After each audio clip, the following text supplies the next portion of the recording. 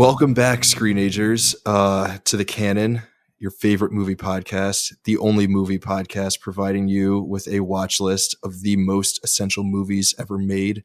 My name is Raph. I'll be your host for today. We've got another amazing episode, another essential movie for your listening pleasure lined up for you today. Very excited for this one. I think this is our first film noir that we're discussing on the pod, which is kind of surprising considering we're like 70 episodes in at this point, but that's okay. We'll get to all of that. Joining me today, well, first I guess I should say what movie we're going to be talking about, which film noir it is that we're discussing.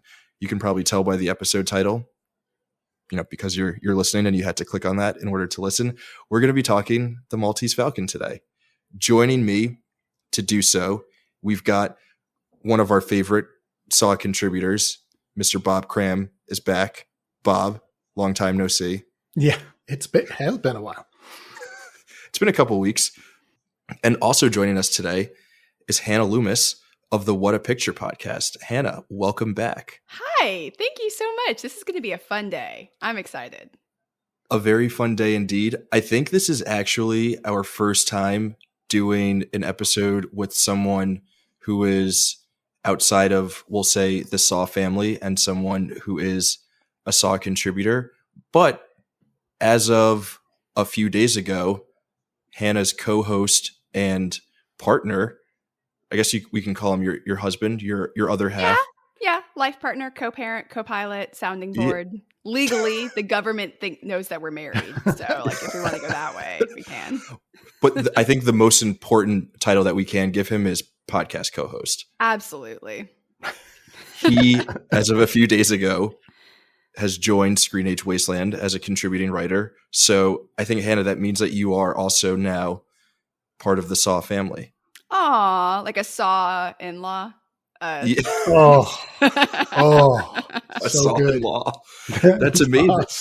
Thank you. That's what I bring to the table off the cuff.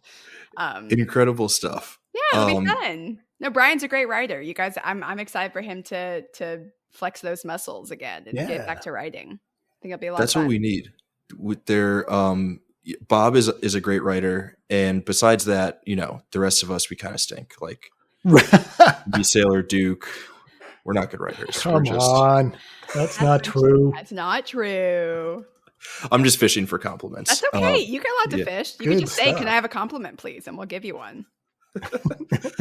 But we are very excited to have Brian start writing, and Hannah, we're excited to have you on the show today. This isn't your first time on. You joined us a couple of months ago, maybe 6 months ago, over the summer to talk some Harry Potter and the Sorcerer's Stone, which was a ton of fun. But in case there's anyone out there who, for some reason, has not listened to What a Picture, or for some reason did not listen to our Harry Potter discussion, do you want to tell us a little bit about what you guys do over there on that show? Yeah, absolutely. So Brian and I started our podcast in early 2023, right after the 2022 Sight and Sound Top 100 Critics Poll list came out. And we've been kind of watching them in random order week by week over the past year, 2 years, 2+ years. Oh my goodness. It's a lot of life has passed. And we picked random order because, depending on availability, also only about a third are English language. So we're like, let's pepper those in and not be stuck with like 30 Russian films at the back end. Let's mix it up. So as of today, we'll have just released movie number 98 of 100. Oh, wow. Yeah. So we are so close. Movie today is Journey to Italy. And then we've got Showa next week. So we're really, I guess in 2 weeks. So we're really pushing through, let's watch that, a couple hours at a time. It's not the only over 6 hour film we've had to watch, but yeah, it's been a lot of fun. I think for us, we've been kind of noodling with doing a podcast for a while, and this list caused us to dare each other into doing it. Wanting to look at this list of on face value pretentious films and kind of bring them down to this is something that anybody can enjoy, and just because it's considered, you know, prestige doesn't mean that it's not accessible. So trying to find things about it, themes that you see that anybody alive on this earth can relate to, whether it's you know, a person's desire to survive or desire to matter, seeking love and kindness, like all kinds of things. And so, yeah, we're almost done. We're going to pivot a little bit for season 2.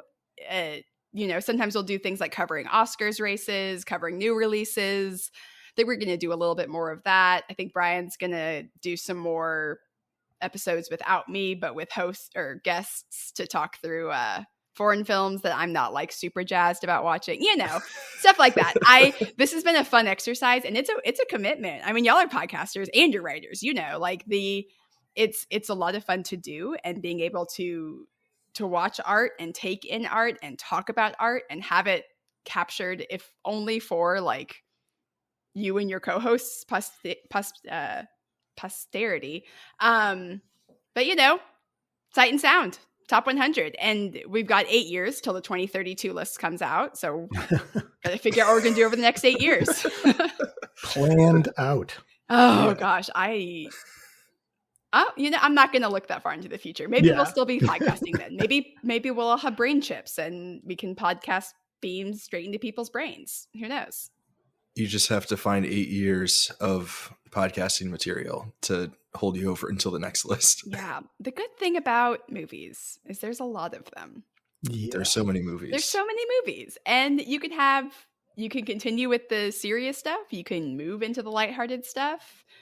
But at one point before we started our podcast, Brian agreed, and he hates that I keep bringing this up, but he agreed that for every foreign film he makes me watch, I get to introduce him, not make him, introduce him, because it's an opportunity to watch like a Nancy Meyers-esque movie, you know?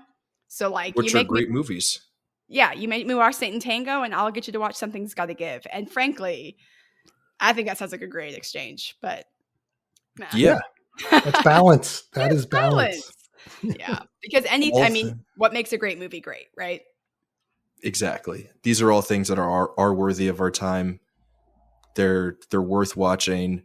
Just having all of those things right within your sort of like movie plate, like on your movie plate, it just makes you a more complete film fan, right? You can't just watch the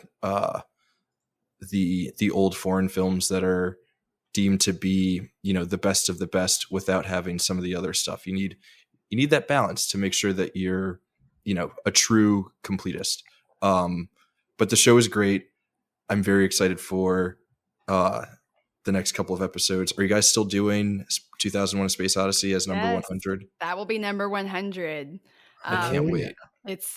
I didn't like it the first time I watched it, and we'll see what happens.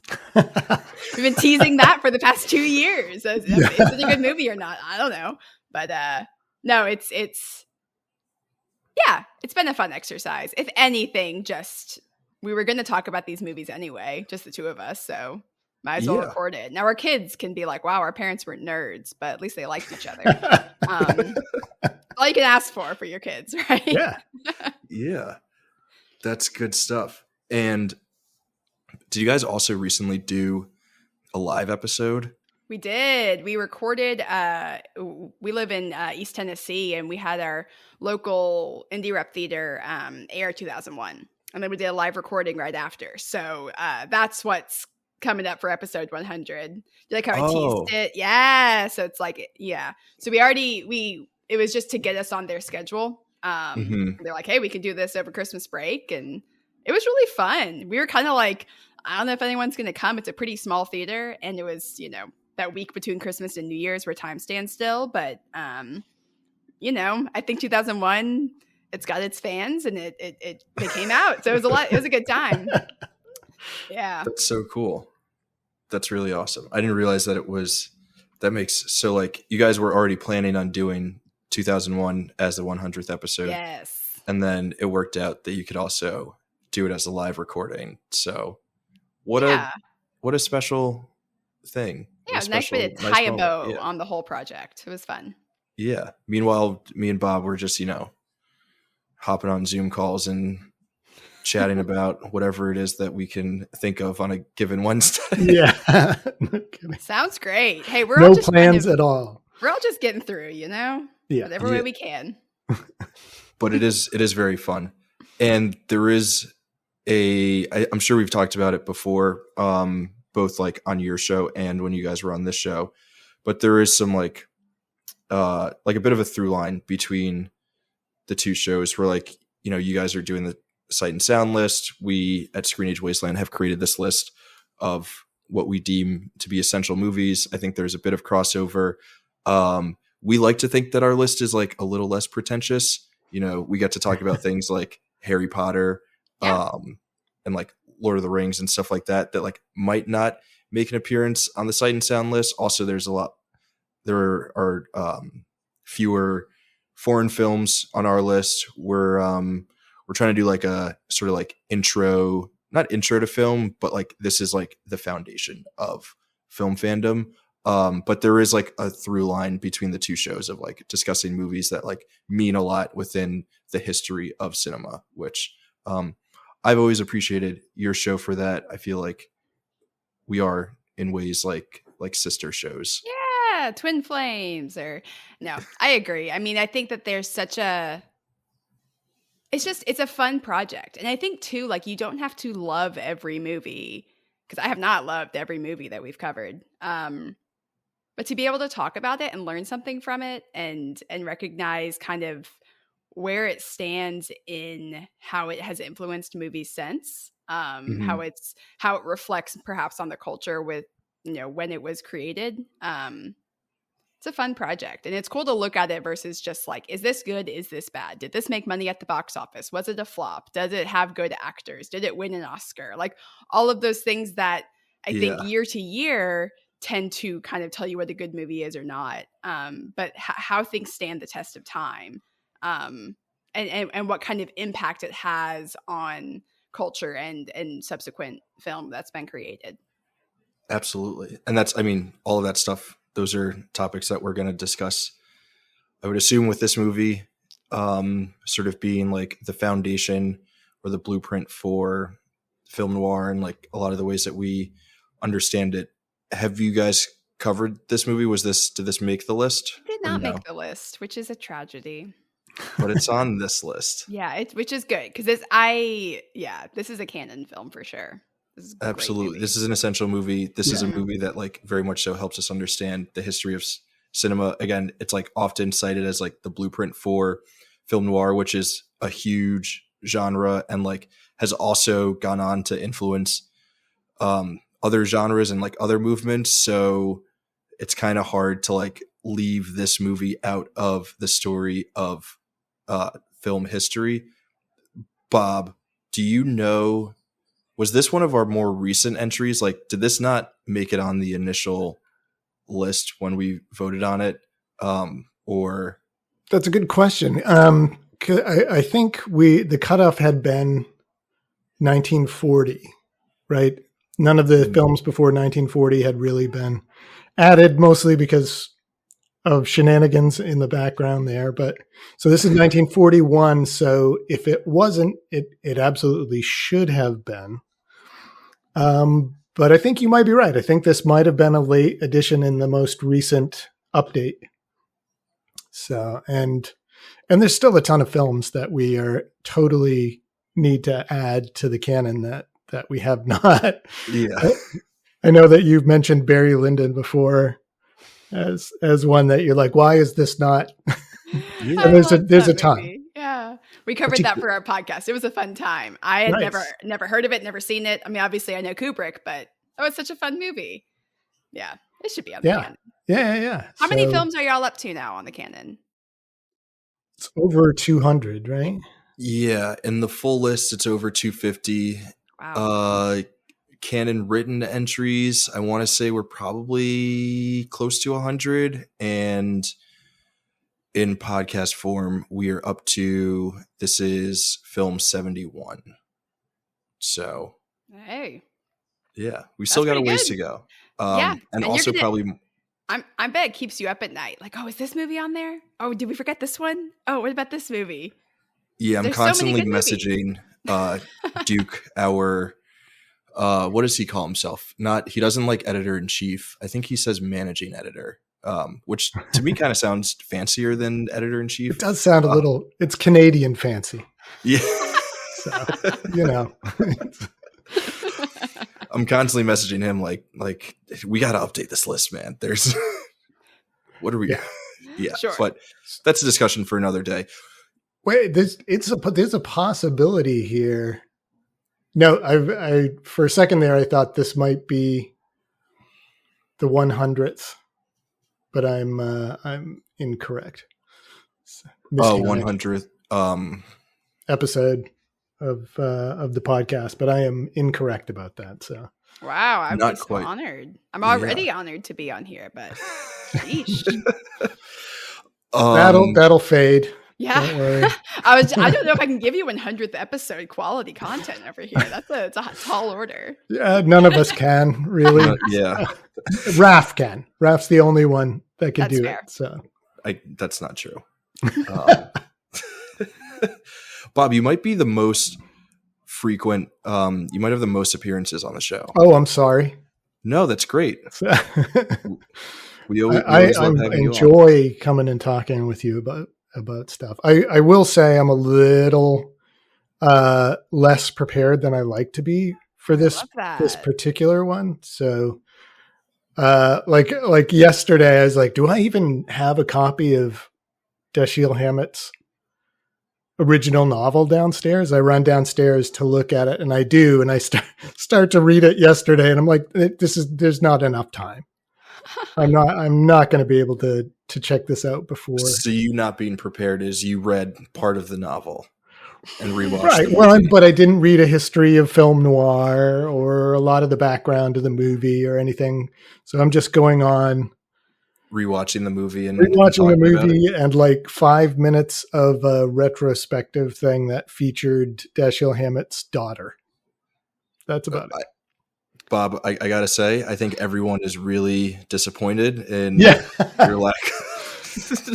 I disappointed myself. You were plenty prepared. I was gonna say I didn't even know this was based on a book, so I'm way not prepared. Oh, I'm feeling good about myself. Yeah, you're good. Ours set low by comparison, my friend. We're fine. I think we're good all around. I think both of you guys are plenty prepared, ready to talk about the movie. I think we should dive into it a little bit because there is a lot of good stuff here.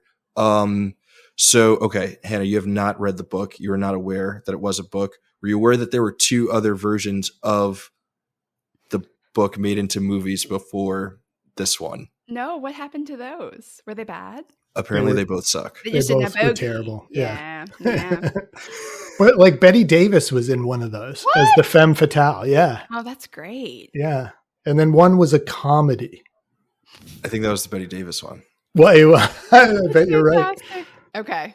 All right, I guess. So, Bob, you have read this and you have seen the other versions? I have not seen the other versions. In fact, the only other Dashiell Hammett movies that I've seen are the Nick and Nora Thin Man movies.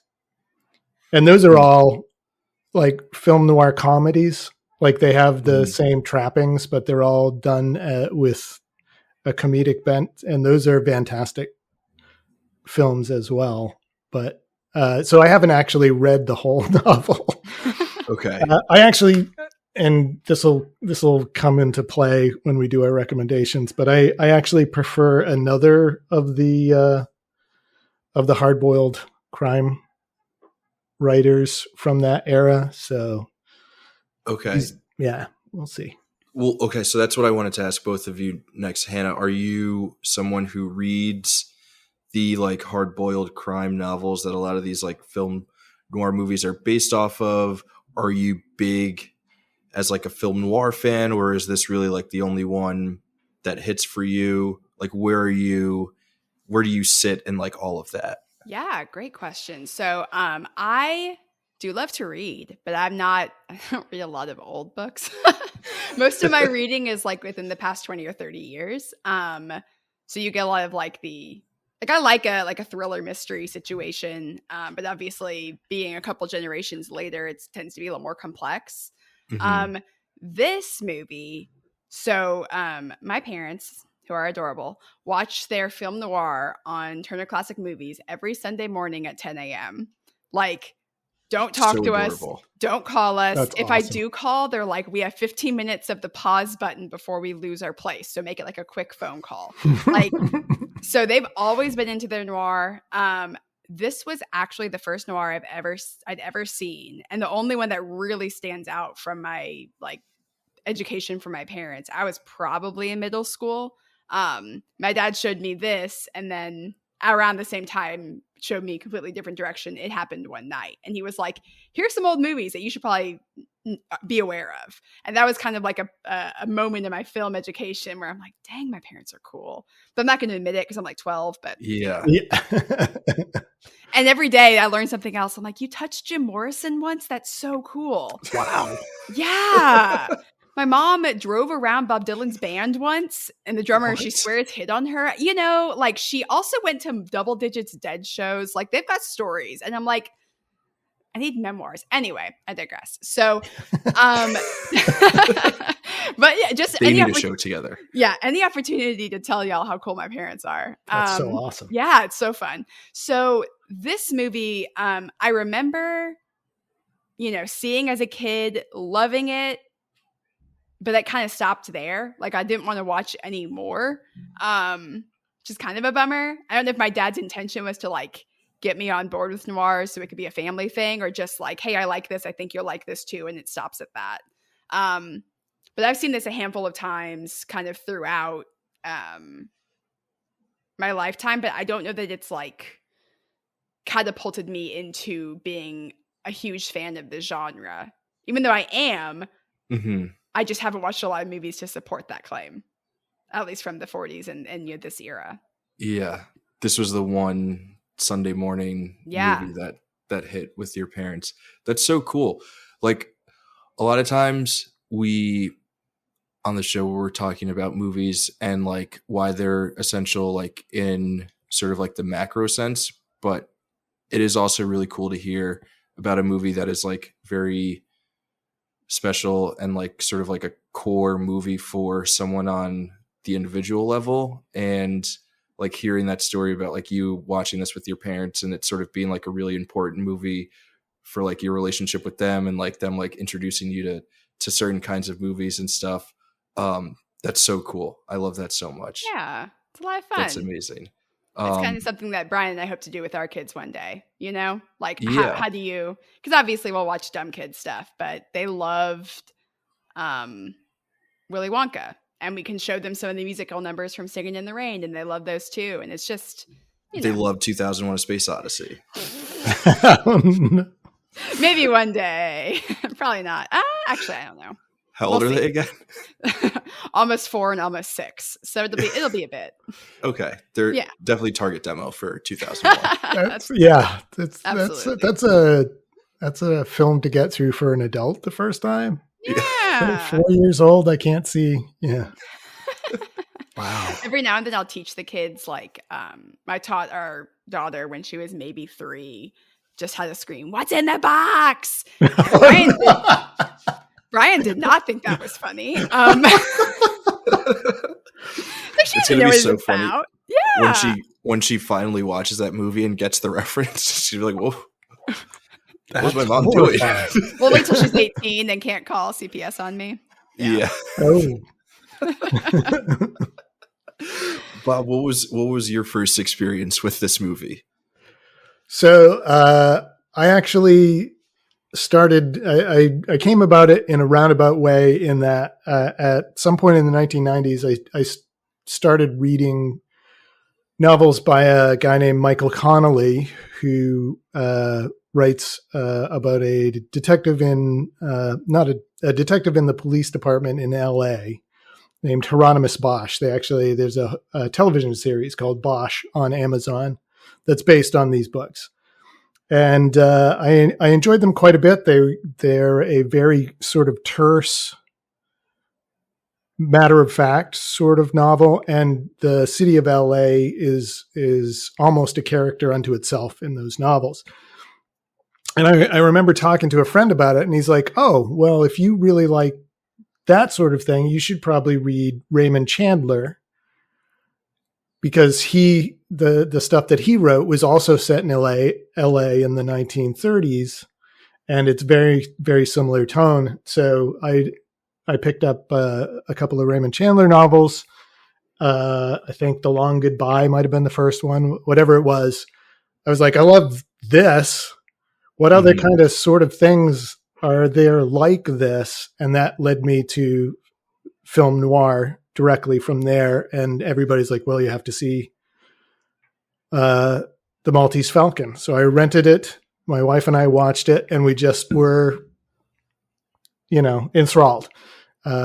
It's an amazing film, and we were super happy that we kind of fell into it sideways. Yeah. Sort of thing. I still haven't seen more than a handful of the classic film noir films, but I do come back to this one, every couple of years or so. So, like when you have this one, it's easy to come back to. Like, why do you have to go check out all the other ones when this one is sitting right here? And there's so many. It's such a not. I want to say dense, but there's just like such a deep pool of entries within the genre. Or just how amazing is it that this is someone's first film? And not just anyone. I mean, it's John Huston, but still, like, this is such an accomplished and assured production. Mm-hmm. It's so sharp, and it's like I have referred to it as the point for film noir, like the Bird with the Crystal Plumage was for Giallo in the 1970s. Like it wasn't necessarily the first one, but it was the one that codified and made popular a genre that everything after that owes a huge debt to this particular entry. And it was also Dario Argento's first film was A Bird with the Crystal Plumage as well. So yeah, it's a pretty insane thing to sort of like create the template for an entire genre within your first film. Yeah. I think we'll come back to Huston throughout the episode, and also the idea that this was sort of like what made Humphrey Bogart a star. Like, he wasn't a star before this, but This was sort of like took him from like just like being like a B movie kind of guy to the biggest name in Hollywood. Be all things that we'll come back to, I think, a little bit later. But I want to talk about like what it is that this movie is doing in terms of creating, or maybe not creating, but sort of like defining the genre. Like, what do you guys think it is about this movie and what it's doing as both like the story and how it's being told and like the visual language of it that becomes the sort of blueprint for the genre? Hannah, I feel like you've got stuff. Yeah, I'm putting it all together. I think it's interesting. I mean, it's just so dramatic. Everything in this movie is so heightened when you have high contrast, when you have intense angles, when you have the music, when you have, people with different names and whose side are you on? Like, everything has you on the edge of your seat. And I think what's interesting is noir is a genre that it doesn't necessarily have to be good for it to be entertaining. We're lucky that this one is both good and entertaining. Yeah. But some of the like tropes of the genre are more of the reaction it gets in its watcher. So if its watcher is just like, if it's tricking its audience, if it's who do I trust? If it's making you question things, that's such a response that one could have that is so much a part of this area. And so I think this movie does a really good job of it, where it's at the end of it, you're like, wait, but who actually killed who? And because you said you did, and then what's your name actually? And then wait, are you in love? Wait, was he ever in it the whole time? Was he not? Was he truly the good guy, or is Sam Spade like willing to throw it all away? Was there even a falcon? Money? Was there even a falcon in the first place? I mean, yeah, and it's like there's all these questions, and you're like, but I'm cool with it. I don't need to have all the answers. And so I think that there's a straightforward answer that's probably the right one, but that there's just a little bit of doubt in the back of your mind as to, is this really what I think it is? It's so exciting. Yeah. So watching this over and over is so much fun. It's such the like genre as a whole, and Bob, I'm going to kick it over you in a second, but like the genre as a whole is so interesting because of like how it is serving as like a reflection of the American psyche, like as a response to sort of like global and countrywide events, like in response to like the Depression and then like eventually the war and like stuff like that. And it's really interesting that like post World War II, obviously it was this just like massive global event that everyone had to like wrap their minds around, and was a lot of in a lot of places in the world, people were doing that through art and like through film. And I think noir like perfectly captures a lot of the American response to it, and like how like uniquely American, like a lot of the like cynicism and questioning of like what people's motives are and like all of that stuff. It feels like super unique to America within this time. But Bob, I wanted to get your thoughts on like what this movie is doing as sort of the template, blueprint, foundation, whatever you want to call it, for the genre. Right. And I think that what you mentioned about the time period is huge in this, because movies up until this point in time had, not all movies, but the popular movies in the decade, say, previous to this one, they were very black and white in their morality as far as who the good guys were, who the bad guys were.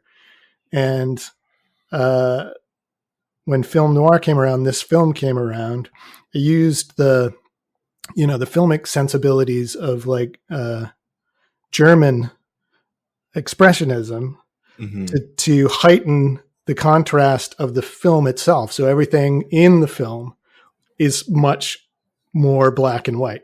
Everything's all done in shadows or in bright spots and that sort of thing. But all of the morality is much more gray. Who are the good guys? Who are the bad guys? Is not clear in a film noir film. All you have are protagonists and antagonists. And so Sam Spade's like the first real anti-hero, where his morality is, we know that he's been cheating on his partner with his partner's wife. We know he's not a good guy, but he has some kind of interior compass, some lines where he goes so far and no further. So we can actually identify with him a little bit. And he's just a little bit more human in that way compared to some of the more blunt instrument sort of good guys, even in previous adaptations of this story.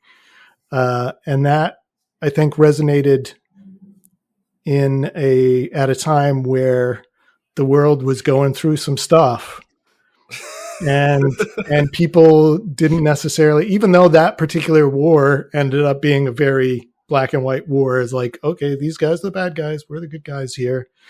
That sort of worldwide violence and all kinds of other issues made people more interested and willing to entertain grays in the characters that they saw on screen. And I think that's one of the reasons why this resonated so much. Yeah. Do you guys think, so I assume both of you had like seen or like were familiar with noir stories before coming to this movie. Would when you were like first watching it, did you think like, oh, these sort of like tropes and like characters are kind of like, you know, kind of played out or whatever? Or were you like aware that this is laying the foundation for all of that stuff? Like where, like Hannah, where were you like, oh, like the femme fatale, like that's so cliche, or like the like, you know, cynical, morally ambiguous private detective, like so cliche? Or were you like, oh, that's where all this comes from? Yeah, no, this is the blueprint. Like this is what kind of catapulted that type of thing. I think again, because of my excellent parental education, that was the primer I got going into this, right? Of like, okay, like because it might not, I don't think my dad was like, this is what a noir is, and these are the elements. But I think it was very much like, this is, you're gonna see these things throughout even the stuff you're watching that's coming out today. You're gonna see these tropes. You're gonna see this structure. It could be in a more subtle way, where, you know, like the sex pod of the 80s movies, like it could be more subtle, or it could be making fun of it. It could be kind of being like, there's the, you know, she walked into my office, she was all legs. See, like it could be that stuff. I'm doing that once. I'm not doing it again. I was hoping that would be a recurring thing. Yeah, totally. No, I gotta keep leaving you wanting a little more. Yeah.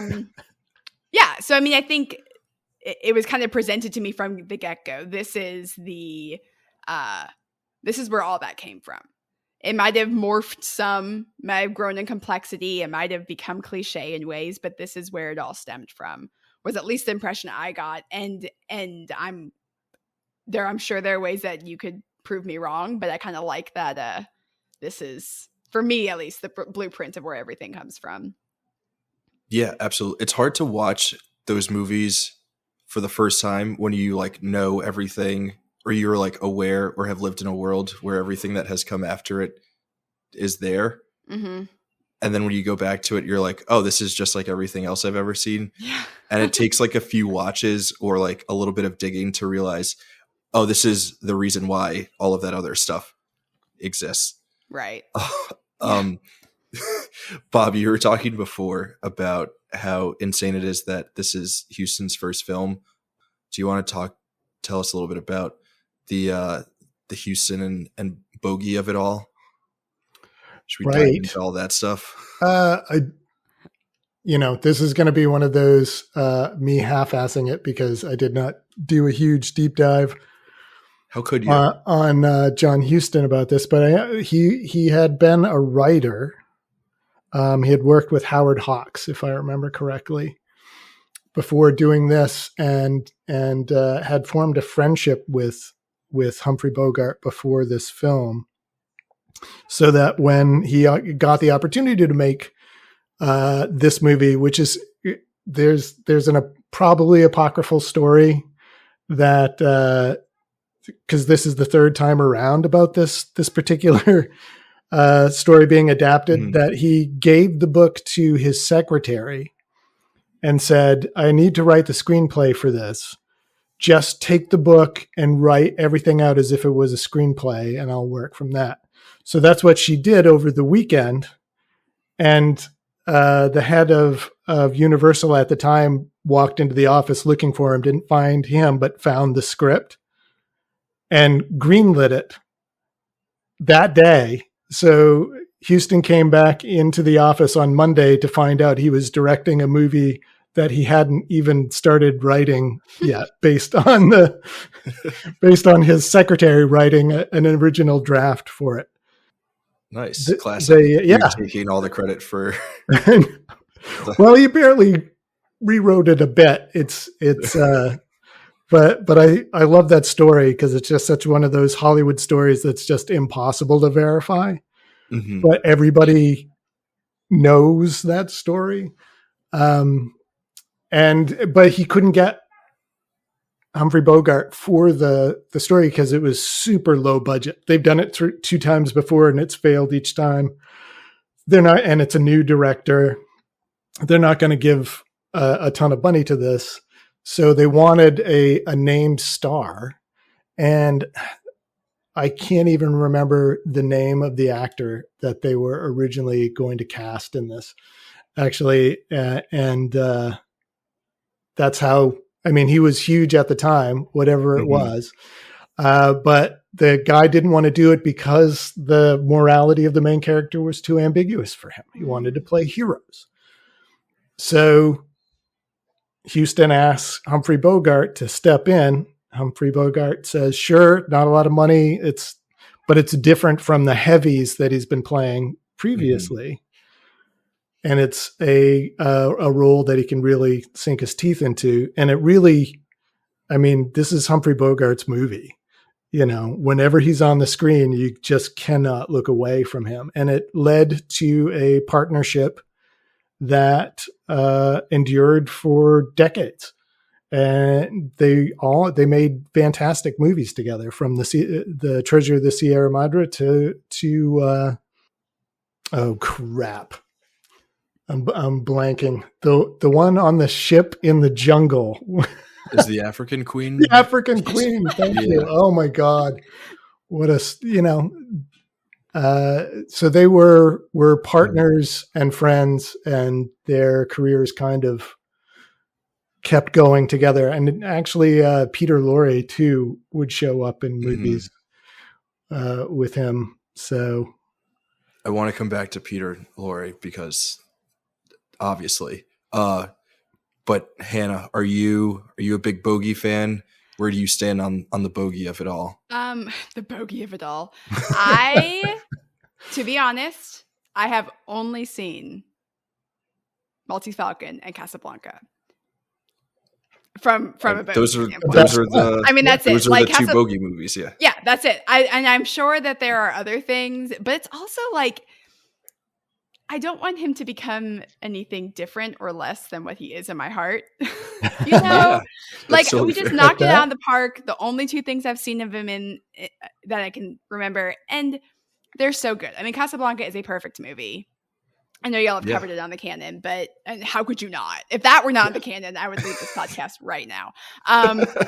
But he's just fantastic. I think another example of playing kind of a tortured hero. I mean, is he a hero? He's not a perfect hero. He's the antagonist or the protagonist, sort of. But so with my like little, it's kind of like you know, like do you want when Zeus, and they trick Zeus by giving him like the lot of lion meat that's of little quality, or the little lion meat that's of great quality. I've got the little lion meat of great quality when it comes to Humphrey Bogart filmography that I've experienced, and I don't want anything different. I think that's totally fair. Yeah. He's great in both of them. What is it about him in this movie that makes him so great? I think it's that, I mean, the moral ambiguity is certainly there. Is he part of this? But you never fully believe that he's fully in on the scheme. Mm-hmm. But you believe a little bit that he's willing to kind of bend his moral compass as needed to get to where he needs to be. But he also just proceeds with this just like white dude confidence throughout the whole thing. Of just like talking crap to the cops, and you know, grabbing the O'Shaughnessy just like by the shoulders in that mannish way, and like she swoons and he's like, "Say a sweetheart," and like it's we got another one. Dang it, I didn't mean to. It comes out at times.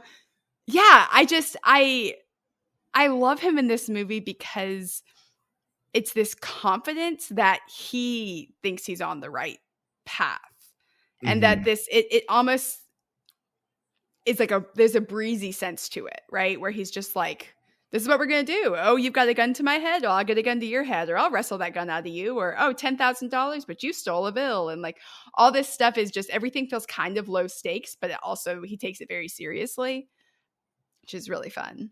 Yeah. I'm going to make a wild leap based on some of the stuff that you're saying. And right, his performance here, it's obviously great.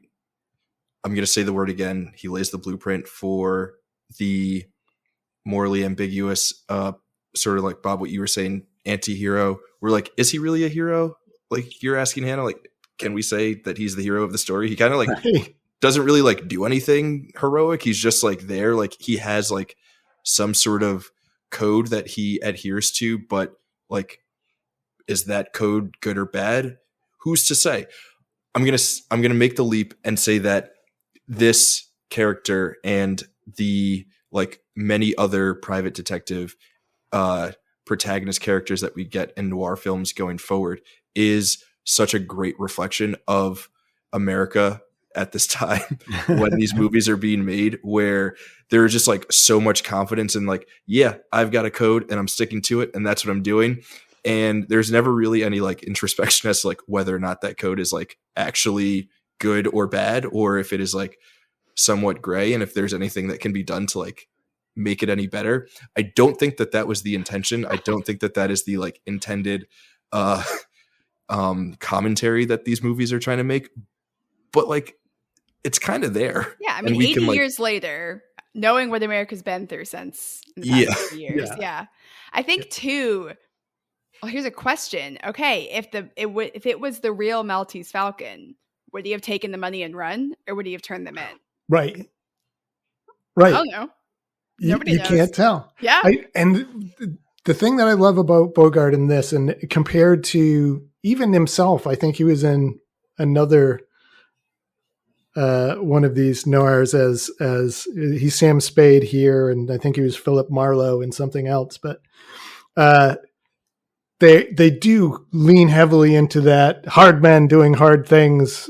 I know what I'm doing and ultimately capable and that sort of thing. In this, Bogart gets that one scene at the end when he's talking through why he's going to let her go to jail, where he just looks at absolutely broken.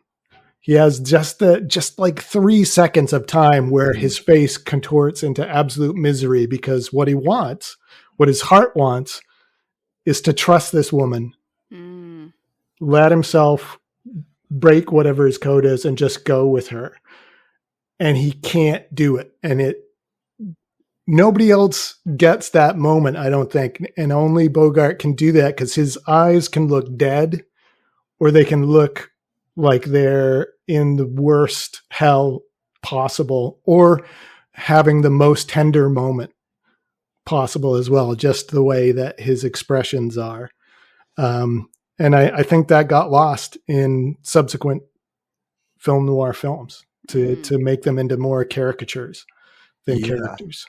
Yeah. Like he had the sacrifice is evident, right? Yeah. Like she might have been playing him at times and he might have been playing her at times, but there was some level of desire for each other and to run off into the sunset together. Almost like, but it could never happen, but that doesn't mean that he didn't want it. That's a really good point. Yeah. But so, and like, unlike Casablanca, where he's able to like fully be a romantic, he's in this kind of film, he's not allowed that. So we just have that like few seconds that Bob is mentioning where it's able to come out, but then we lose so much of that in like subsequent movies within the genre, which is so super interesting. Is Humphrey Bogart hot, or is he just like a cool guy? Is he just like even 90% of being hot is being confident. So like he just breezes through with that boldness, and he's kind of mean in a way where like I know I would never settle down with him, but I would like try to change him in a dark period of my life, you know?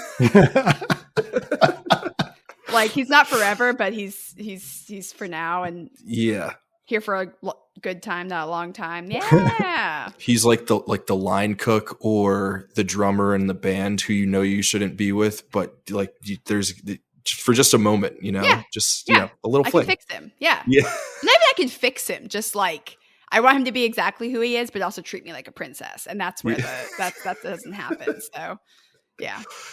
I was just thinking because Peter Lorre, right? Like, what a face. We are not making faces like that and putting them in movies anymore. And obviously this is a luxury only ever afforded to men, where you can be like a pretty ugly but captivating face and be in movies and like be a great character actor or be a star like Humphrey Bogart. But like Peter Lorre, like what a face. Yeah. I want a face like that in every single movie. What did you guys make of like him and some of the other cast members, around Bogart? Oh man, this cast. And almost all of them relative unknowns at the time, too. I mean, this is Sidney Greenstreet's first movie, and you would never freaking know. He is so amazing in every scene. I wanted at the beginning of this to be able to work in one of his, lines about what was it? I like a man who likes to talk, or whatever it is. He doesn't like I like to talk to a man who likes to talk. Yeah, all of that stuff, and he's fantastic.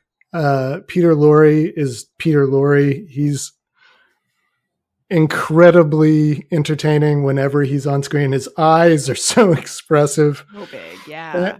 And then you've got, oh my God, Elisha Cook Jr., who's been in like 1 billion films as a heavy of all things, which I never really think of him as, but he's great as the gun cell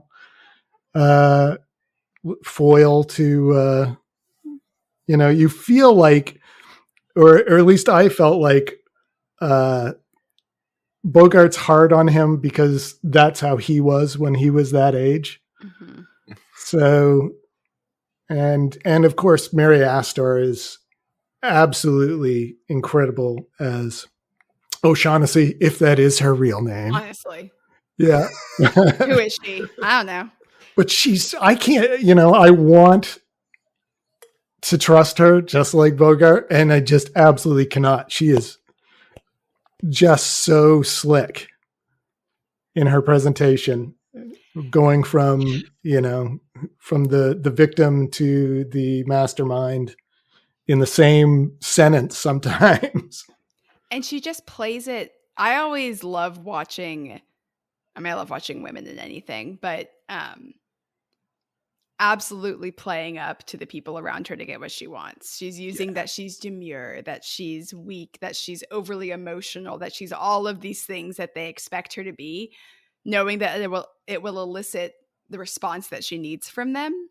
Like this little puppet master using her femininity for whatever end she needs. I love that. It's like one of my favorite things about Femme Fatale is that it's she presents herself as someone who needs to be taken care of, knowing exactly that she's running the show. So fun. Yeah. Yeah. And those scenes where you've got all of these kind of loud, very forceful male presences, she's the most dangerous person in that fucking room. Yeah. Absolutely. Yeah. I don't know. Gutman might be the most dangerous. What an amazingly on the nose name. Yeah. Just incredible. And like one of the best character introductions in any movie. I didn't realize this when I was half rewatching, but apparently his like first scene with Bogey is like a 7-minute long just like single take like tracking shot following them through the hallway and stuff. And you just like, it's not like super flashy, so you don't really notice it. It's not like the Goodfellas single take or whatever, where it's like drawing attention to itself. And then it's like really, really, really on the nose. But the way that he's like shot when they're having that first conversation, like most of his scenes, it's from like an extremely low angle, just like playing up how much of a presence he is and all that stuff. It's just like, it really is. It's insane. Like we were saying before, that this is John Huston's first movie, and he is just like so in control of all of the elements of filmmaking to like tell the story and to create this genre and like all of the ways that it's going to play out going forward. Just like absolutely bonkers stuff. Do you guys want to talk more about Femme Fatales, or should we talk a little bit about the Falcon itself? Because the Falcon is also a pretty interesting aspect of the movie. Let's talk about the Falcon. Yeah. Is this the greatest movie MacGuffin of all time? Yeah. Yes. Do you need more than that? Because it's fantastic. Yes, and or Yeah. Yeah, let's practice our improv. Let's get a yes and. a yes and. Yeah. I mean, it's the stand-in for every meaningful object of desire, right? Mm. It's whatever we want it to be. For some reason, I mean, I've seen this movie a few times, but I always think that it's hollow and has something inside it. Mm-hmm. And then when it shows up, or when Gutman tells him what it actually is, this fabled treasure of legend, I'm always slightly disappointed. I'm like, I thought there was a mystery about it, because there's a mystery in my head about it. Yeah. Why would so many people create such a complicated adventure essentially around retrieving this simple object? It has to mean more than it means. And so it does in my head more than it does in the film. Yeah. But then you see, I mean, he goes back and he's like, I've been looking for this for 17 years and let's go to Istanbul. Like, let's keep looking. And Peter Lorre's like, I'll go too. And they, now we're friends again. Yay. It's like the quest, the longing for this one thing is all that matters. And so when you're looking for it for 20 years, I mean, for so long, little momentary setbacks, almost think you're holding it to then find out it's fake, is a heartbreak, but you don't have time to be heartbroken. You got to get back out there and get looking. And it's the things you're willing to put aside, that he's willing to put aside Wilbur, who he said multiple times, you've been like a son to me, that he's willing to put aside all of these things to go broke, to be potentially arrested or killed over and over and over again for this weird looking bird statue. So deep. And we don't even know if it's real. Like yeah, right. Yeah. Like it's right. It's the stuff that dreams are made of. Like we are chasing this thing all throughout, across the globe for all of this time without ever stopping to think, like, is this actually something that we should be chasing? Like, is all of this killing and effort, is it worth it? Is this thing real that we're ever going to get our hands on? Or like, will we ever be able to get our hands on it at all? And it's just, it's such a great, just like stand-in for desire. And like, not knowing whether it's real or not, what it is that you're chasing, but just like the idea of chasing something is so enticing to people that like we'll do whatever it takes to get it. Right. Yeah. And it's like the Holy Grail in a certain sense.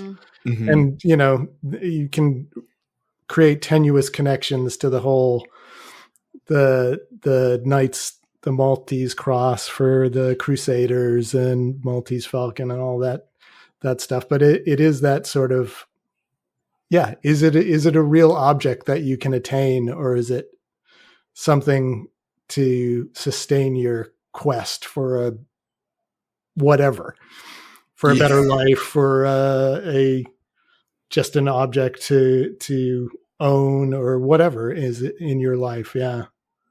Like, what are they going to do when they have it? What's the plan? They're going to have it. And then they're going to be really depressed. It's very dude energy. Like every time I watch this movie, I'm like, there's a reason it's mostly men chasing after this thing. Yeah. Just like, I'm going to have it to have it. And then I'm the only one who has it. Agree. It's wild to me. But I mean, it could be. Yeah, I think that's the thing too. It's like the chase for it is going to be where they find the most satisfaction. If they ever get it, they're going to be constantly worried it's going to be stolen from them. It's not going to bring the comfort because it's a material thing. And now their journey, their purpose is gone or different or achieved. So, but it's kind of a lame purpose. So what is your life going to be like after this? Probably pretty disappointing. Yeah, so I'm sunken glad it's costs. fake. Yeah. Really. Spent 17 years on this. I still didn't get it. My life is meaningless. No, we can still find it. Yeah. Like you'll find it and just die. The real Maltese Falcon was the friends we made along the way. I think that's what we've learned. Yeah. That's the takeaway from the movie. To Istanbul. Yeah. Yeah. It's wild. If it takes you across the globe, you get to see cool cities. You get to see Istanbul and San Francisco, Sure. Maybe the chase is worth it. Who cares if you lose a couple of friends along the way? Yeah. They died for something. Maybe. Oh my God. Do it for the story. This is a kind of a random thing that just occurred to me because I was thinking about that moment when Gutman realizes it isn't the real thing, and he loses it for the only time in the movie. Yeah. Just starts going nuts with that knife cutting at the thing and sweating. And I was thinking every one of these main characters gets one of those moments, because Bogey gets his sort of breakdown, and it's all when they have the thing that they want and it turns out not to be what they want. So Bogey has the girl if he wants her, if he can trust her, and he can't. So he loses that, and he has that breakdown there. The poor kid, that moment where he does not receive the respect of Sam Spade's character, he can't win it for life or money. He will always just be this loser gun cell. He has tears in his eyes. Yeah. He's breaking down at that moment. And then, of course, O'Shaughnessy has multiple breakdowns, and I still don't know if any of them are real. That's her power. Is she the most ambiguous character of them all? The most clouded in terms of her motivations and actions and everything? Or do we think it's someone else? Ooh, that's a good question. I think that her emotions are so high and low. So by comparative, just comparing her to the other people, she does have such a large range of things that she is expressing on screen. She also has such a large range of stories that she tells. Mm-hmm.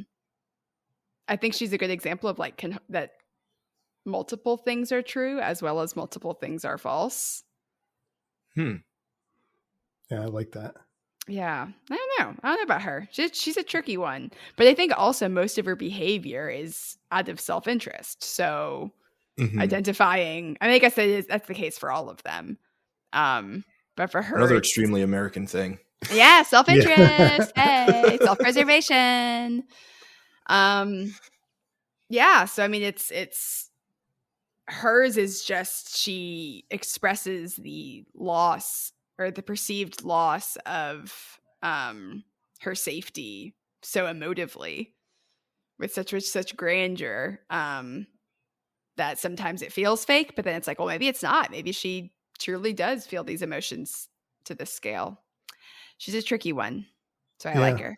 Yeah, I wonder about, because she's lived with and around dangerous men for so long that how much of her behavior is just to survive, and then she meets Sam, and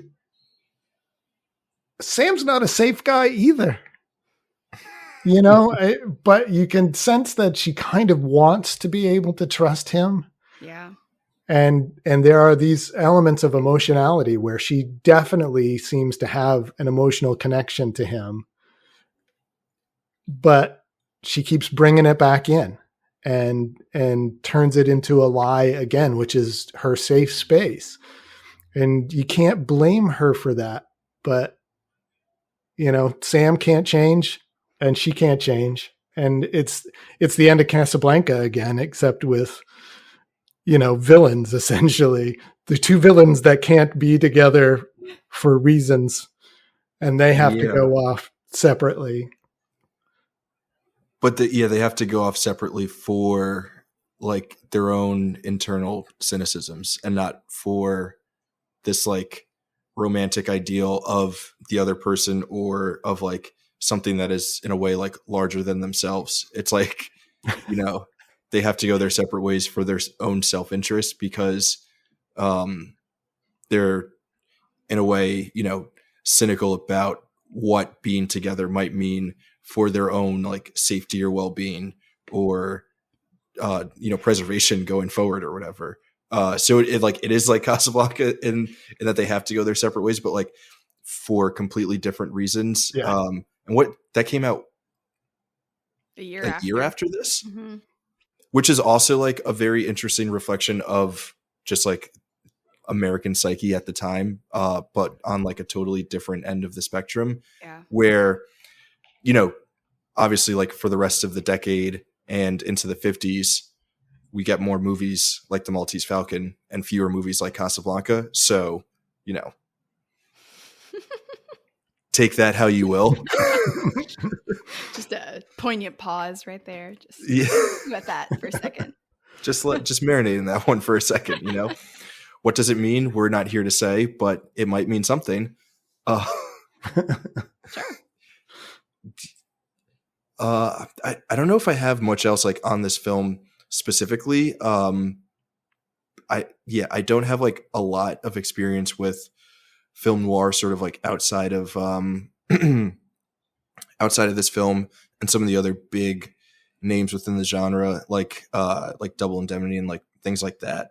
But I do think that the conversation around just like what the genre means within the history of cinema and like American cinema specifically is super important. And then like what this movie means for that genre. Like we wouldn't have French New Wave cinema without film noir. So like you wouldn't have Godard or any of those guys without this movie, which is like a weird, thought to have. But did you guys have anything else specifically about this movie or just like everything that we've been talking about that y'all wanted to bring up? If you're going to talk about it like that, like there's a line that goes from like the Cabinet of Dr. Caligari straight through this film, because this is, this is a result of German expressionism getting brought into American cinema, and then this influences, foreign cinema again, and it's this cross pollination that goes back and forth between films made on the continent and in here, and then you get neo noir films like South Korean stuff by like we just had last year did Old Boy, which is a neo noir film about the same sort of broken character, and it's not exactly the same, but that's why it's neo noir, not film noir.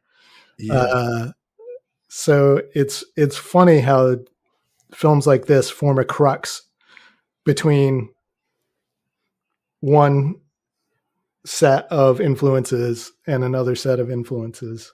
Mm-hmm. So I don't know where I'm going with that. I got nothing profound, but no, that was all very profound. And I didn't even think of making the connection to German expressionism and like how much this movie and the genre as a whole is influenced by that, and like the use of like high contrast lighting and the use of shadows and things like that to tell very different kinds of stories that are then consumed and sort of retold through other film movements throughout the globe, whether it be everything that we've been talking about, and then like coming back to the States where you have like a whole another wave of neo noir. Like we wouldn't have the Coen brothers like without this. Like the through lines are just sort of like, it's really insane and a reminder that a lot of if not every movie that you watch is in conversation with like every other movie ever made. And a film like this is so crucial to that entire conversation. Even if you like don't like this movie, like if you watch this and you're like, I didn't like the story, I didn't like the characters, I didn't like the way that it was shot or edited, which is definitely like a take to have.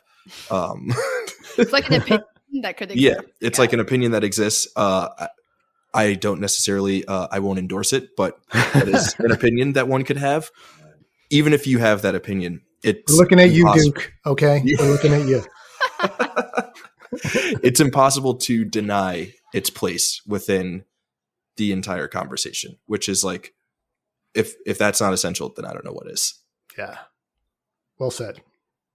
We got really big there at the end. Loved it. So good. We got really big. We went from the Falcon itself to everything that the Falcon means in and out of the movie, which means that we can probably now do some recommendations, which I assume will get pretty interesting considering this conversation that we've just had.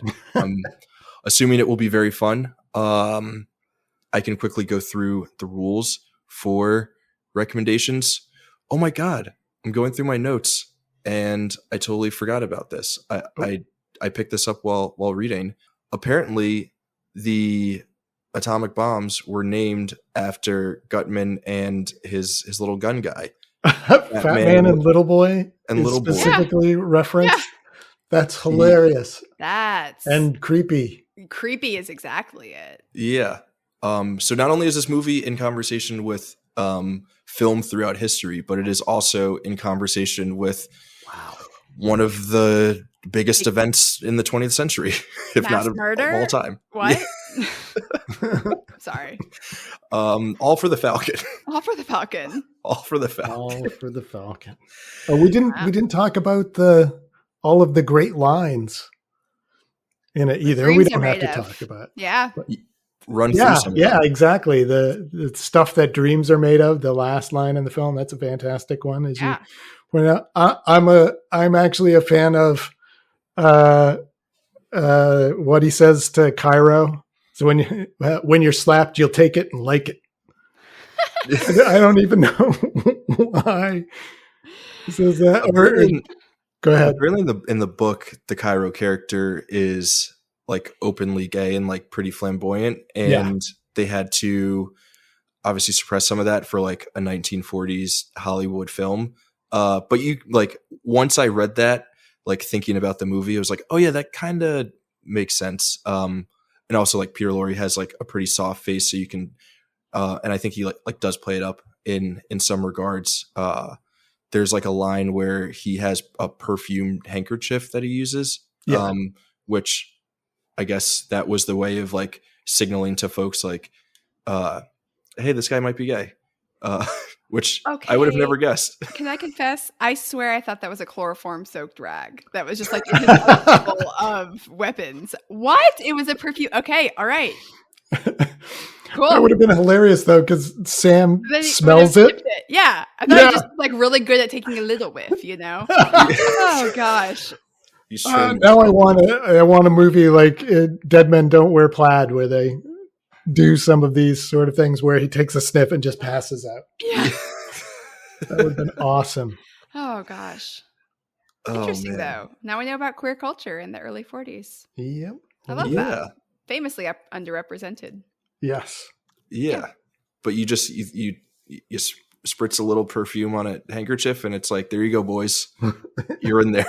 Well, and they kept the perfume, but they had to change like the name of the perfume. Like I remember seeing an edit specifically from Universal about it can't be this perfume because that's a lady's perfume. It can be this other nondescript name instead. Sure. Hays Code.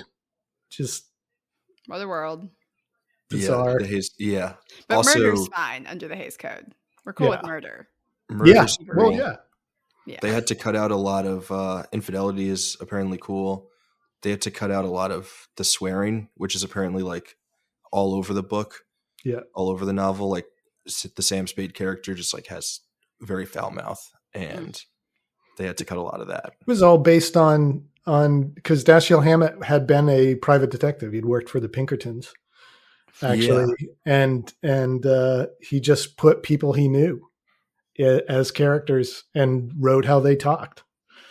So these are all based on real people, which is terrifying. Yeah, the Pinkertons. Oof. And also not good stuff. Cool. Some say Spade is kind of based on oh my God, you just said his name. I'm forgetting the name of the author. Oh, Dashiell Hammett. Yeah. That it's like sort of based on him, but apparently he said that Spade is just like the idealized version that everyone in the Pinkertons like had of themselves. Right. Which also a little terrifying if like that is the ideal version of themselves that they are imagining. Aim a little higher, fellas. All right. I think with all of that was a like great, just like last 5 minutes. I love it. So fun of conversation that we did. Let's do some recommendations for the Maltese Falcon. As you both know, and I'm sure many of our listeners know, for every movie that we introduce, we recommend 3 things per guest host to check out if folks like said movie. So if people like the Maltese Falcon, we're going to recommend some other things for them to check out. At least one of them has to be another movie. The other 2 things, though, they can be anything and everything else. It could be more movies. It could be a book or a TV show or some music or like a board game or a video game. It can really be anything. We like to be super creative and get a little weird with it. So I think for our order of recommendations, we'll go Hannah, Bob, Raph, and you'll give recommendation, brief explanation for why you're recommending said thing, what the connection is to the Maltese Falcon, and then kick it over to the next person. Okay, let's go. Sounds good. Let's do it. Okay. So I apologize if this is already the reason I'm having anxiety is because I don't know if this is in the canon or not, and it should be. So if it is, I'll just do a different movie. But we could talk about the neo-noir of Mulholland Drive and Blue Velvet. It's both. I'm doing both movies. Oh my God. Is that one of yours? I gotcha. Okay. No, it's not mine. They both should be in the canon, and they're Are not. they not? Oh, No. I thought Mulholland Drive was for sure. Oh, No. wow. And R.I.P. to our goat. Yeah. Honestly, David. Yeah. That's why I said both movies, which just counts as one. But yeah, like so weird. I think it just encapsulates the like the detectiveness, the weirdness. I think particularly with Blue Velvet, this like good versus bad. He uses light really interestingly in terms of like the good things that are the surface level of what's really happening or what should be happening are in bright light, and the depravity is in dark light. And I love both of those movies. But okay, it's both movies, and they should both be on the canon. And just go watch them. I don't want to say anything else, but really good movies. Yeah, good picks. Thank you. Love those movies. Yeah, absolutely. Okay, so mine's going to start fairly straightforward and get weirder as it goes. Nice. So I'm going to start out recommending the American Library edition of Raymond Chandler's later novels and other writings. It contains some of my favorite Raymond Chandler novels, including The Lady in the Lake, The Long Goodbye, and Double Indemnity. I think all 3 of those were made into film noir films, actually.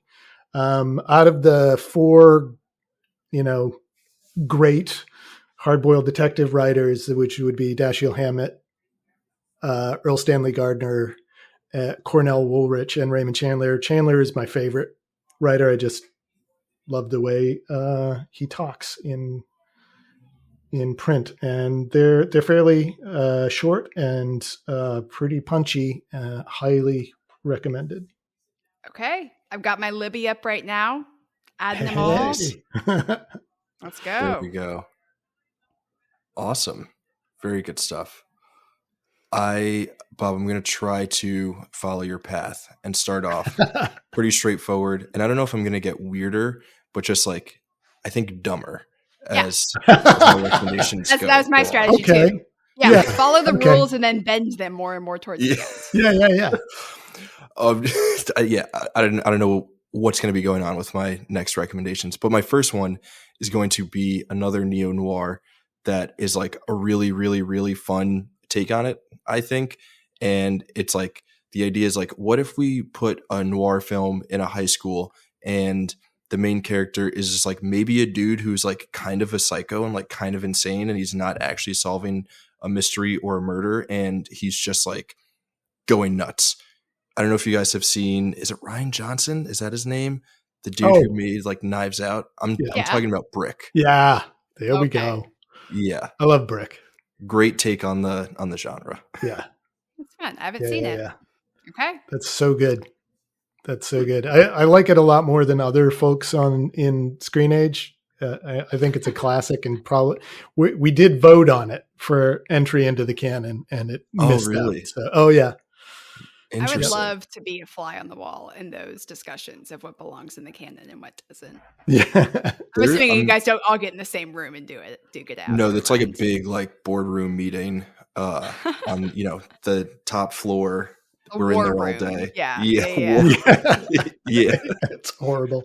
My corporate jobs used to have those and call them war rooms. I'm like, calm down. We're selling companies. We're not. Don't call this the war. Like we can have serious discussions, but this is not a war room. No. America. Man. Cool. Okay. My next one, really because I just love an excuse to tell people to watch this show. And I'm pretty sure for any movie, you could find an episode of this show to be like, it reminds me of this. And that show is Community. Yeah. Which is just... I think you recommended that the last time. I probably did. I don't remember which Harry Potter one. Let's see. Yeah. I wouldn't be surprised. I love Community. Amazing. There's an episode in season 3 where they're just like kind of going crazy. And anyway, one of the characters who was the Spanish teacher and then had a dethroning situation.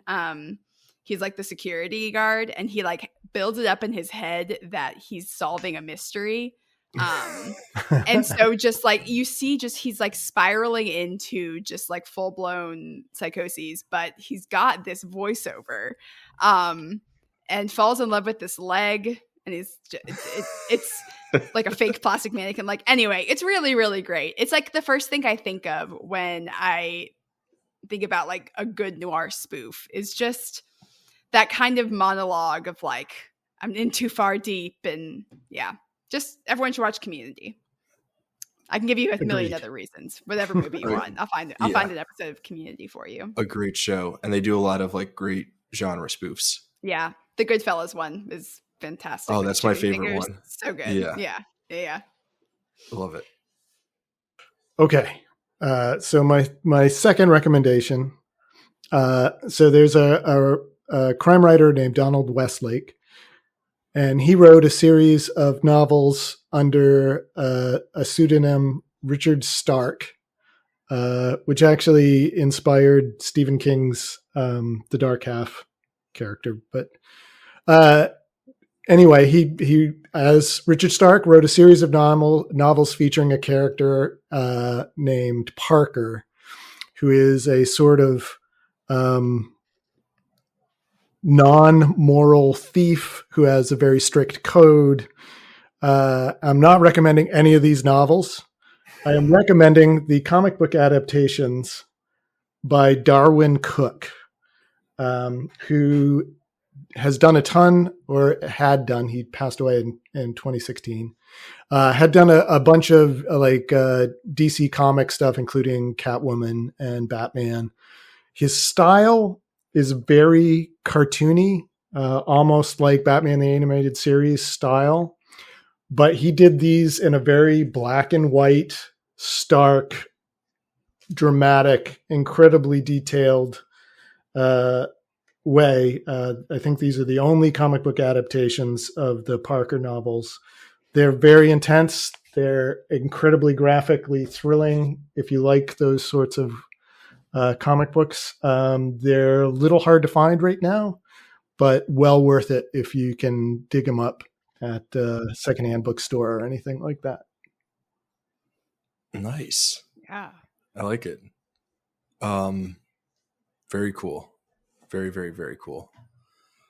Okay, my second recommendation is not nearly as cool as either of yours. Like I said, I'm getting dumber as we go along. I always do this, but the Maltese Falcon is a great San Francisco movie, so I figured why not recommend another great San Francisco movie, a cool San Francisco movie that I watched recently, The Rock.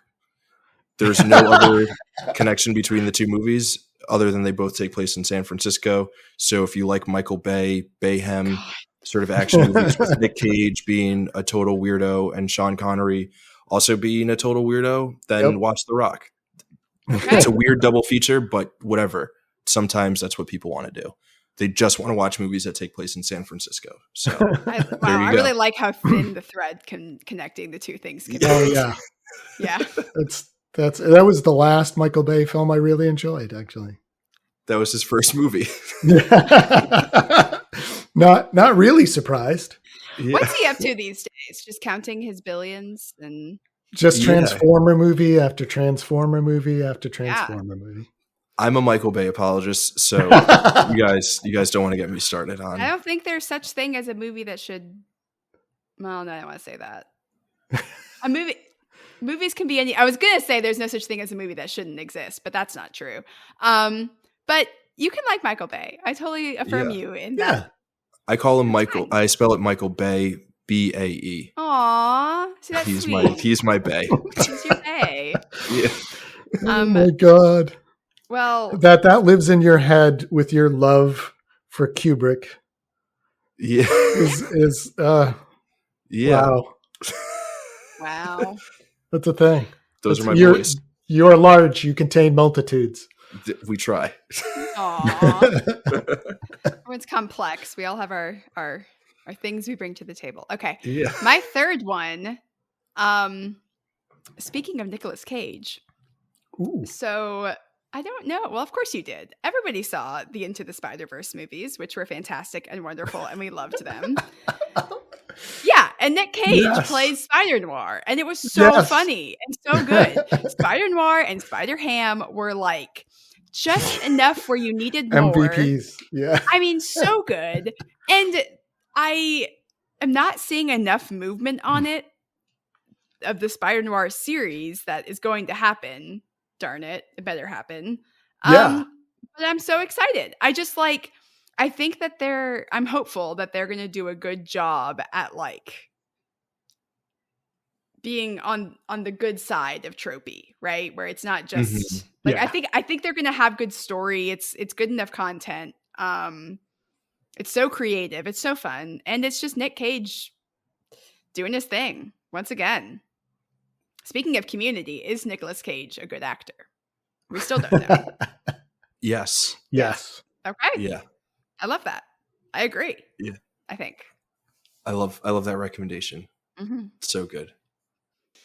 All right, I'm going to go off the deep end here into Sailor Monsoon country. It might just be Bob country. This is my movie recommendation. And it's a movie that the reason I am tying it to this is because it stars John Huston, the director, in one of his rare acting performances. It says John Huston, Shelley Winters, Mel Ferrar, Glenn Ford, Lance Henriksen, and Sam Peckinpah. I am talking about the movie The Visitor, 1979, which is a bizarre horror film about Satan as an alien impregnating a woman who gives birth to the next incarnation of Satan. And then John Huston's character is sent by Jesus to Earth to try and stop her, and she kicks his ass at Pong. all of this stuff happens in the movie. Like the video game not Pong? at all The video game Pong. Yeah. Okay. And there's a chase scene between a 12-year-old girl and John Huston, who must have been in his 70s. Who at chases this point who? in time. Huston chases the girl. Okay. All right. It's so bizarre. It's so weird.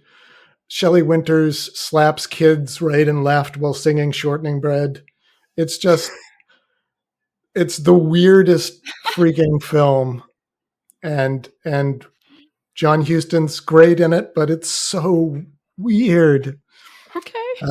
1979, directed by Giulio Paradisi. And it does look like some bizarre lost Italian horror film, even though it was produced and directed in America. So highly recommended, if only once, just for the WTF. Yeah, I think I need that in my life. Absolutely.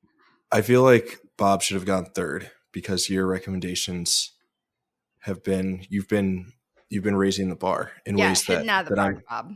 Oh no, but you got to bring it back home and. Yeah, but maybe I should have done The Rock last because my last recommendation is so unbelievably dumb, and I don't. Let's go. It's like it's not even like so dumb it's funny. It's just dumb. We'll be the judge of that. So obviously Gutman in this movie constantly talks about how he's been chasing this bird for 17 years. And if you're a weirdo like me and a lover of the band Rat-a-Tat, whenever you hear 17 years, you always think about the song 17 Years, which if you don't know, I think I should just play it. I'm going to play the beginning of it so people can know like what happens in my brain whenever I hear someone say 17 years. So bear with me one moment. This is the intro to the song. I've been rapping for about 17 years, okay? I don't write my stuff anymore. I just kick it from my head. You know what I'm saying? I can do that. No disrespect, but that's how I am. And then it's just that for like 3.5 minutes. And I hear that. I heard that every time he said 17 years in this movie, which was maybe like, I don't know, between 5 to 10 times. Not a song that most people know, but I'm recommending it. You should check out 17 Years and the band Rat-a-Tat because they're pretty cool if you like indie electronic music from the early aughts. I'm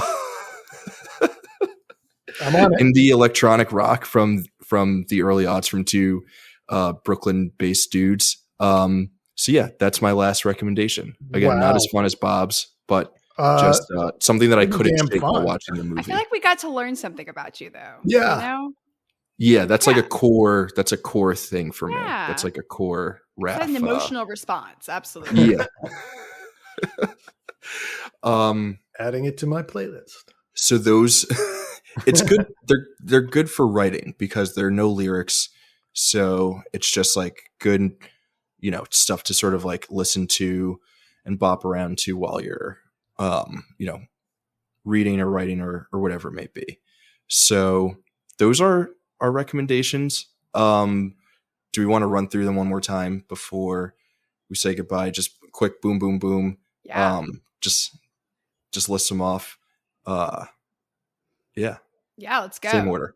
Okay, mine were Blue Velvet and Mulholland Drive. And then the entire series of Community.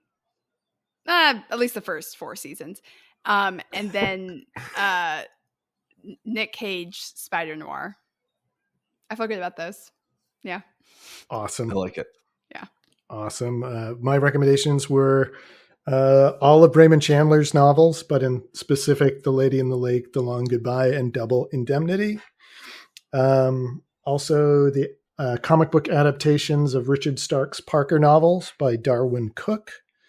And lastly, The Visitor, an unexplainable horror film from 1979. Amazing.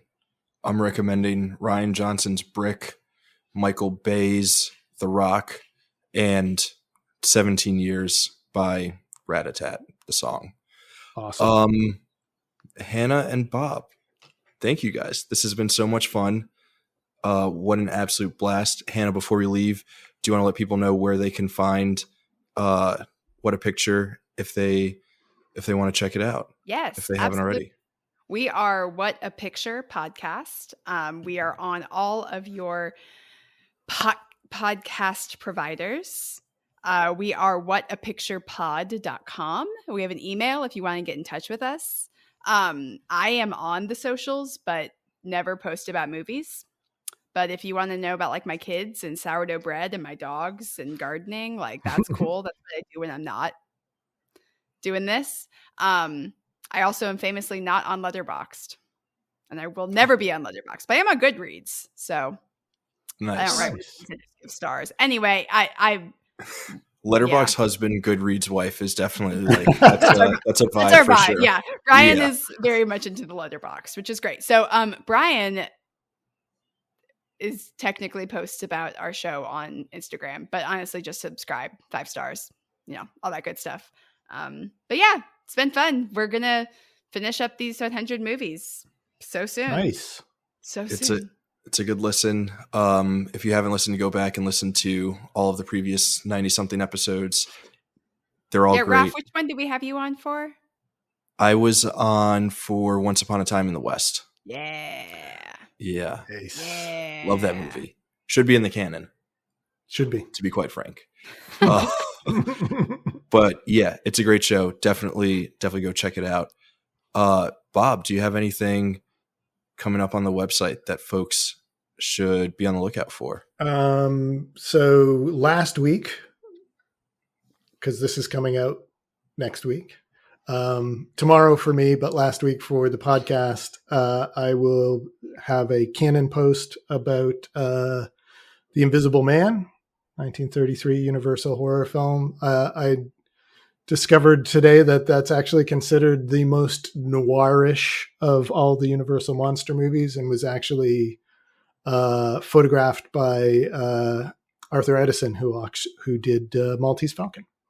Oh, nice. So there's a weird connection this week. And then I have, hopefully on Friday, a Fear flashback focusing on the Tombs of the Blind Dead horror series, 1970s, 1980s, trash Spanish horror films. They're all awful, but in a good, no, they're just awful. Well, I am a fan of Fear Flashback Fridays. Do love that series. Good stuff to check out. Tomorrow, I've got a Canon written entry about bicycle thieves coming out, so nice. That should be fun. And I might have I think there's a review up from earlier this week for a film whose name I'm forgetting, but you should read it if you haven't already. It's a really good film, though. Whatever it was. Awesome movie, whatever it was, but there's a review there. You should check it out. We here on the Canon will be back next week with another essential movie, of course. We're going to be talking The Night of the Hunter. Felicia from Seeing Faces in Movies is going to be joining us again. Very excited for that. Very excited to have her back on the show. But Bob and Hannah, thank you both again for joining for this. It's been an absolutely wonderful discussion. We Screenagers, I will see you next week for Night of the Hunter. And in the meantime, as always, I will see you all in the wasteland.